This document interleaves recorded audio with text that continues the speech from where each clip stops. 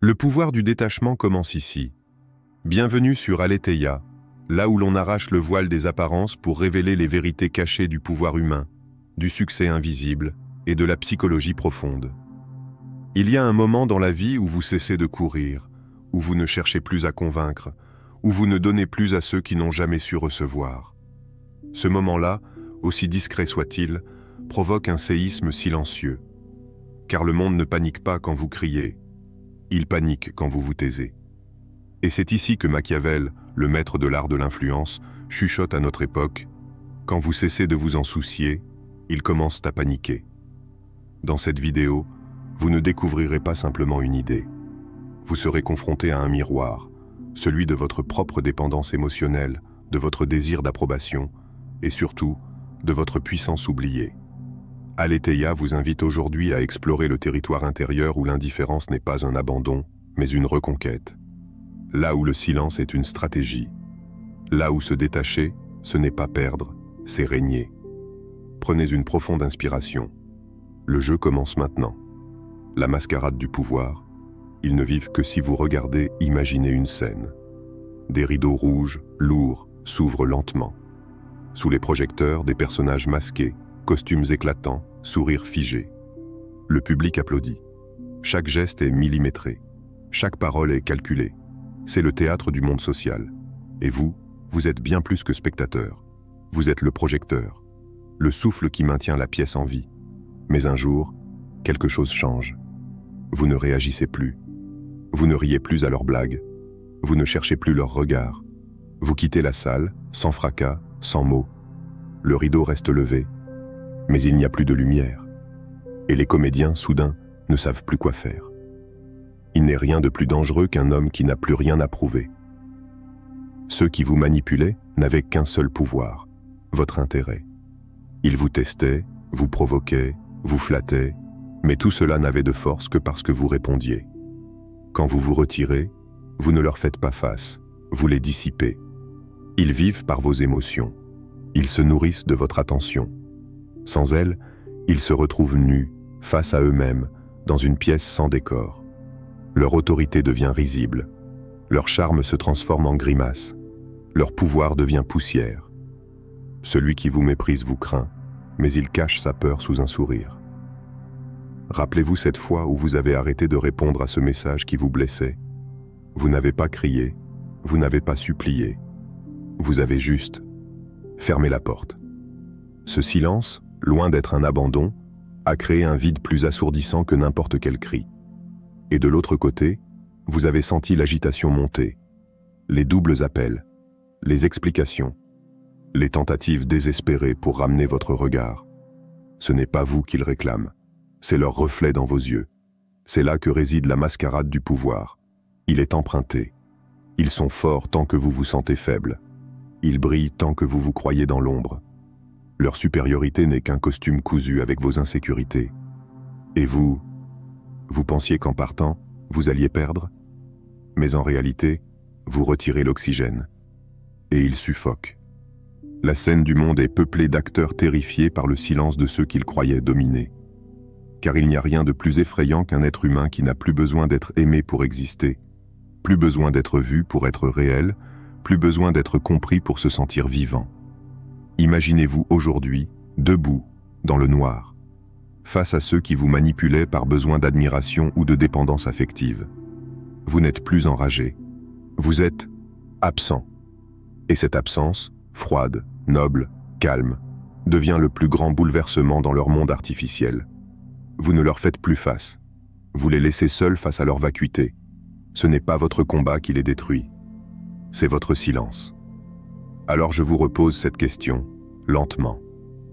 Et si votre absence faisait plus trembler qu'un millier de mots? Le silence comme stratégie, le cri qui ne s'entend qu'en vous. Dans un monde qui hurle pour être entendu, celui qui se tait fait peur. On nous a appris à prouver, justifier, crier notre valeur, à chercher des regards comme des trophées. Mais un jour, un basculement silencieux s'opère, vous ne cherchez plus à convaincre. Et cette décision, imperceptible à l'extérieur, déclenche un effondrement intérieur chez ceux qui vous observaient. Ce n'est pas un retrait, c'est une manœuvre. Comme l'enseignait Machiavel, Le pouvoir n'appartient pas à celui qui se montre, mais à celui qui choisit ce qu'il montre. L'homme prudent doit savoir être bête quand les circonstances l'exigent. Le stratège ne révèle rien trop tôt. Il cache sa lame derrière un sourire ou son mépris derrière un silence. Il ne joue pas le jeu de l'émotion immédiate, il patiente, il observe. Il attend que les autres s'épuisent à deviner ce qu'il pense, pendant qu'il construit en silence une forteresse intérieure. Pensez à ce général antique, assis sur une colline. Il a les cartes, il a les hommes, mais il ne donne pas l'ordre d'attaque. Il regarde l'ennemi s'agiter. Il les laisse supposer, paniquer, se disperser.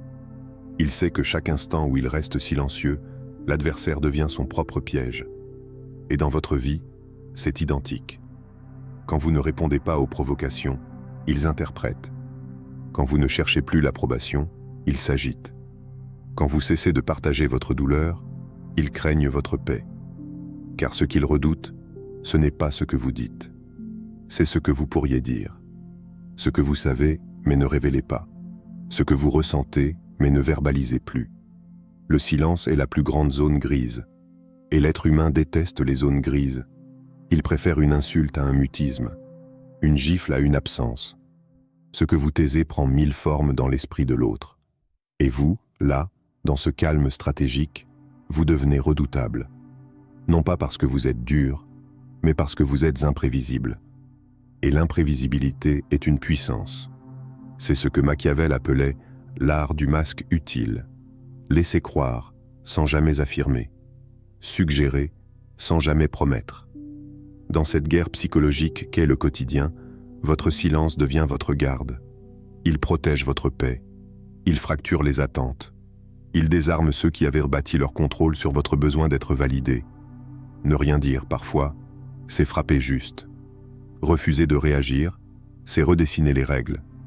Se taire, c'est prendre le commandement du champ de bataille invisible, celui des émotions, des projections, des suppositions.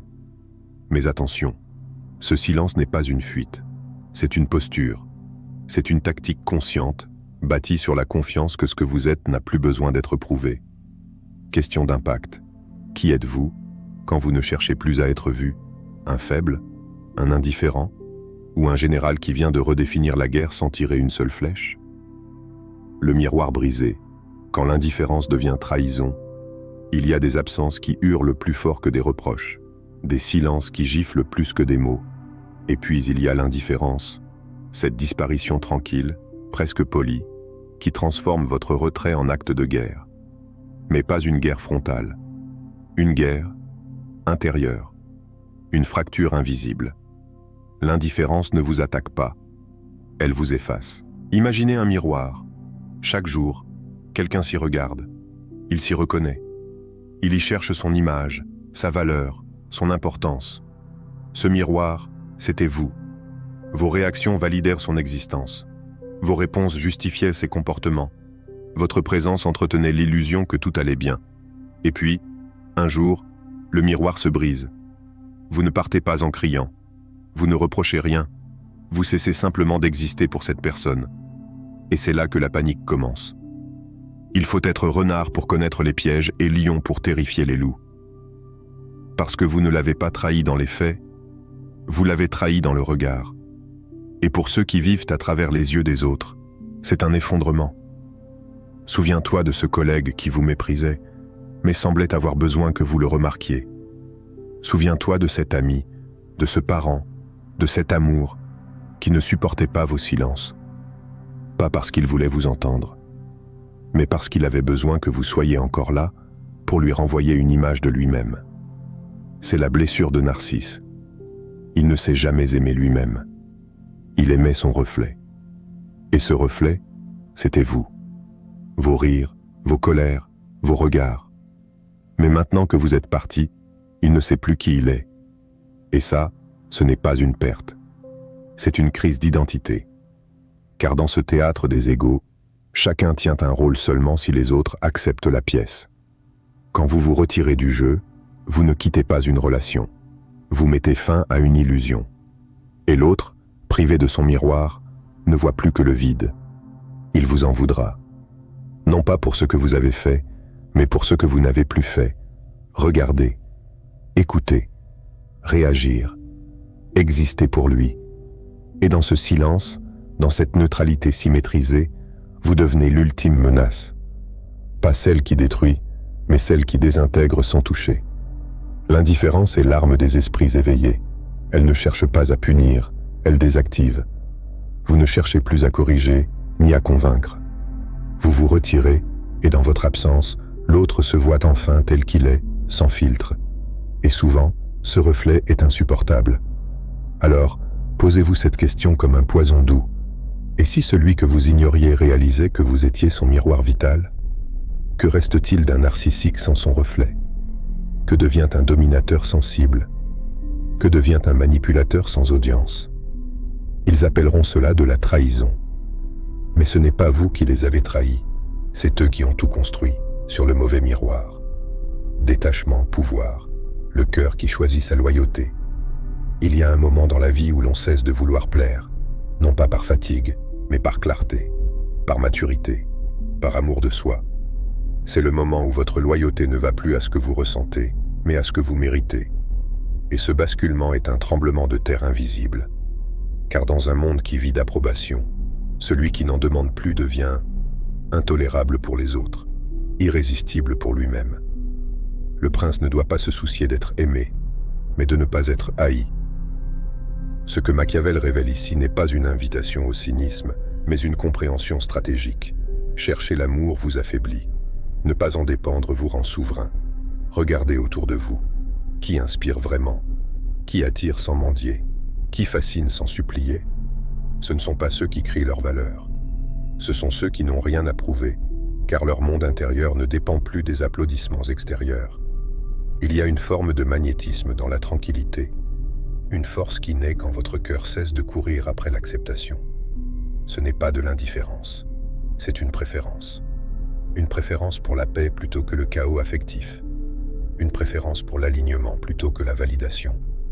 Et paradoxalement, plus vous cessez de plaire, plus on veut vous conquérir. Plus vous vous détachez, plus vous attirez.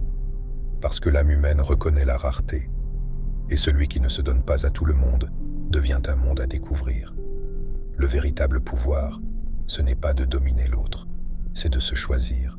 C'est de pouvoir dire « Je ne suis pas ici pour séduire, je suis ici pour créer un monde où ma présence est une faveur. » Ce genre de phrase n'est pas une posture d'arrogance, c'est un ancrage, une déclaration silencieuse qui dit au monde « Je ne suis plus disponible pour ceux qui ne m'élèvent pas. » Alors vous vous levez, vous regardez les anciennes blessures, les anciens désirs d'être aimé, compris, admiré, et vous leur souriez, pas avec mépris, mais avec détachement. Car vous savez maintenant que la seule loyauté qui ne se retourne jamais contre vous, c'est celle que vous vous accordez. Dans ce nouveau territoire intérieur, il n'y a plus de mendiant. Il n'y a qu'un architecte, un bâtisseur, un être qui attire non parce qu'il poursuit, mais parce qu'il choisit. Et dans cette énergie, le monde entier commence à tourner différemment. Ceux qui vous ignoraient vous cherchent. Ceux qui vous contrôlaient vous respectent. Ceux qui doutaient vous observent. Mais vous, vous n'êtes plus là pour être observé. Vous êtes là pour incarner. Question d'éveil. Si vous n'étiez plus dans le besoin, que deviendrait votre présence? Un murmure? Une énigme? Un feu tranquille? Peut-être. Un roi sans couronne, mais avec un empire intérieur que personne ne pourra jamais vous voler. Quand vous cessez d'essayer, ils commencent à se justifier. Il était une fois un homme qui, chaque jour, écrivait des messages. Il répondait vite, il souriait même quand il souffrait. Il relançait même quand on le laissait sans réponse. Il faisait l'effort, toujours. Jusqu'à ce qu'un matin, il décide de ne plus rien faire. Pas par vengeance, pas pour provoquer, simplement par paix intérieure. Et c'est là que tout bascula. Le silence qu'il pensait invisible est devenu un tremblement de terre dans l'esprit des autres. Des appels ont commencé à tomber. Des justifications ont jailli de nulle part. Désolé, j'étais occupé. J'allais justement t'écrire.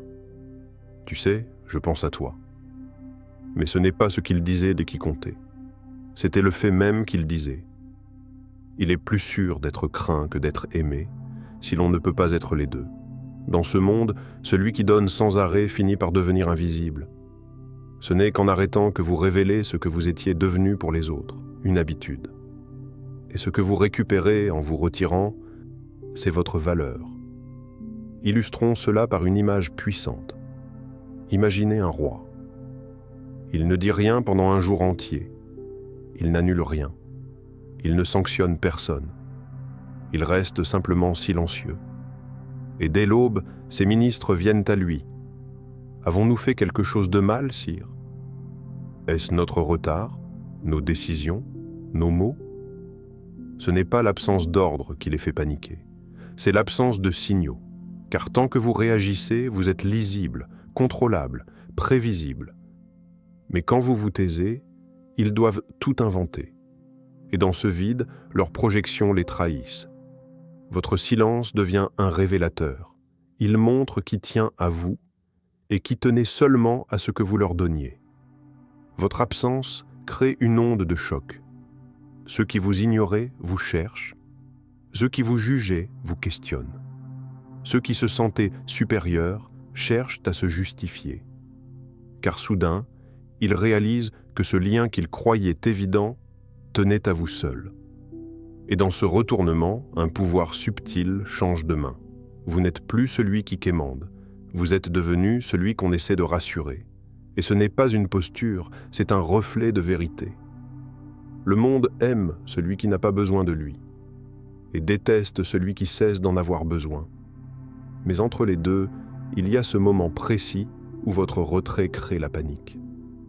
Non parce que vous êtes essentiel en soi, mais parce que votre effort cachait leur vide. Votre retrait révèle les vraies motivations. Vous n'avez plus besoin de poser de questions. Ils commenceront à y répondre, seuls. Et c'est là que la révélation a lieu.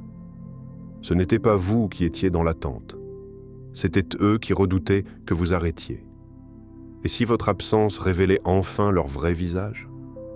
Que deviennent les masques quand plus personne ne les regarde? La vengeance froide du détachement, votre paix et leur chaos. Le plus grand acte de puissance n'est pas de frapper, ce n'est pas de crier, ce n'est même pas de gagner.